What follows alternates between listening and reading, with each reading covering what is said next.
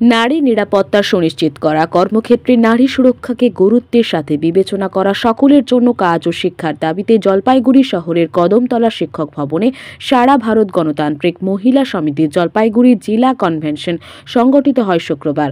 সভায় সভাপতিত্ব করেন জেলা কমিটির সভানেত্রী প্রাক্তন বিধায়ক মমতা রায়। প্রারম্ভিক বক্তব্য পেশ করেন সারা ভারত গণতান্ত্রিক মহিলা সমিতির জলপাইগুড়ি জেলা কমিটির সম্পাদিকা রীনা সরকার। বক্তব্য রাখেন রাজ্য নেতৃত্ব, প্রাক্তন মন্ত্রী অঞ্জু কর, সুমিতা হোর চৌধুরী সহ অন্যান্য মহিলা নেতৃত্ববৃন্দ অভিযোগ করেন রাজ্যে ক্রমেই কমছে নারী শিক্ষার হার, বাড়ছে ড্রপ আউটের সংখ্যা। কেন্দ্র ও রাজ্য সরকারের শিক্ষা, স্বাস্থ্য, নারী নিরাপত্তা, কর্মসংস্থান সহ সমস্ত ক্ষেত্রে প্রতিশ্রুতি পূরণে ব্যর্থ হয়ে ভাগাভাগি রাজনীতিকে হাতিয়ার করে ভোটে জিততে চাইছে রাজ্যের। বাড়ছে মহিলাদের ওপর আক্রমণের ঘটনা। গ্রাম, শহর, চা বাগান, বনবস্তি সহ বিভিন্ন জায়গায় 8 থেকে 80 কেউ রেহাই পাচ্ছে না। এহেন পরিস্থিতিতে সমস্ত স্তরের মহিলাদের একত্রিত করে ভাগাভাগি রাজনীতিকে দূর করে রাখতে ঐক্যবদ্ধ লড়াইয়ের আহ্বান জানান নেতৃত্ববৃন্দ।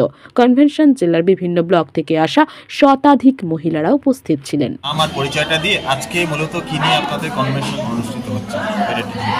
আমার নাম অঞ্জু কর, আমি সারা ভারত গণতান্ত্রিক মহিলা সমিতি আমাদের পশ্চিমবঙ্গ রাজ্যের আমি নেত্রী। তো আজকে আমাদের এখানে জলপাইগুড়ি জেলাতে আমরা এসেছি। এখানে আমাদের মহিলারা যারা আমাদের সংগঠনের যারা নেত্রী, যারা কর্মী, তাদের নিয়ে আমরা এখানে একটা সভা করছি। তো সেই সভায় আমরা আলোচনা করব আজকের এই যা বর্তমান পরিস্থিতি আপনারা দেখতেই পাচ্ছেন, দেশ জুড়ে যা চলছে। বিজেপি যে সরকার, যারা 5 বছর আগে ক্ষমতায় এসেছিল, এখন যে প্রধানমন্ত্রী নরেন্দ্র মোদী RSSের পরিচালনায় এই যে সরকার চলছে, তো সেই সরকার যে প্রতিশ্রুতিগুলো তারা দিয়েছিলেন নির্বাচনের সময়, বেকারদের কাজ, জিনিসপত্রের দাম কমানো, মেয়েদের শক্তি বৃদ্ধি করবে, সশক্তিকরণ করবেন, সেই সমস্ত অনেক প্রতিশ্রুতি তিনি দিয়েছিলেন। এবং আমাদের রাজ্যের ক্ষেত্রেও আজকে আমরা দেখতে পাচ্ছি যে তারাও এখানে বেকারদের কাজ, নানান ধরনের প্রতিশ্রুতি, মহিলাদেরকে তারা নিরাপত্তা দেবে, এই সমস্ত খাদ্যের দাবিতে নানান রকম তারা নির্যাতন তো বারবার বেড়েই চলেছে। হ্যাঁ, কিন্তু সেই জায়গায় দেখাচ্ছে তারা যা প্রতিশ্রুতিগুলো দিয়েছিলেন তার কোনোটাই তারা কার্যকরী করেননি। বরঞ্চ আজকে আমরা দেখতে পাচ্ছি শক্তি বৃদ্ধি করবে, সশক্তিকরণ করবেন, সেই সমস্ত অনেক প্রতিশ্রুতি তিনি দিয়েছিলেন। এবং আমাদের রাজ্যের ক্ষেত্রেও আজকে আমরা দেখতে পাচ্ছি যে তারাও এখানে বেকারদের কাজ, নানান ধরনের প্রতিশ্রুতি, মহিলাদেরকে তারা নিরাপত্তা দেবে, এই সমস্ত খাদ্যের দাবিতে নানান রকম তারা নির্যাতন তো বারবার বেড়েই চলেছে। হ্যাঁ, কিন্তু সেই জায়গায় দেখাচ্ছে তারা যা প্রতিশ্রুতিগুলো দিয়েছিলেন তার কোনোটাই তারা কার্যকরী করেননি। বরঞ্চ আজকে আমরা দেখতে পাচ্ছি মানুষের কাজ নেই, মানুষের নানান ধরনের, বিশেষ করে বেকারি আজকে ভীষণভাবে বাড়ছে, জিনিসের দাম বাড়ছে। আজকে কৃষক যেমন আত্মহত্যা করছে, তেমনি আমাদের এইসব এলাকায় চা বাগানের শ্রমিক তারাও কাজ হারা হচ্ছেন।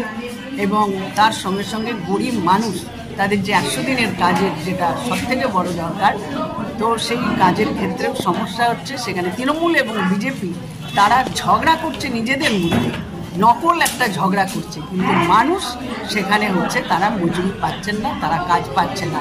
গরিব মানুষের যে আবাসন পাওয়ার কথা ছিল সেগুলো তারা পাচ্ছেন না। আজকে শিক্ষার ক্ষেত্রে দেখা যাচ্ছে যে সেখানে শিক্ষার ক্ষেত্রে একটা চরম একটা সংকট।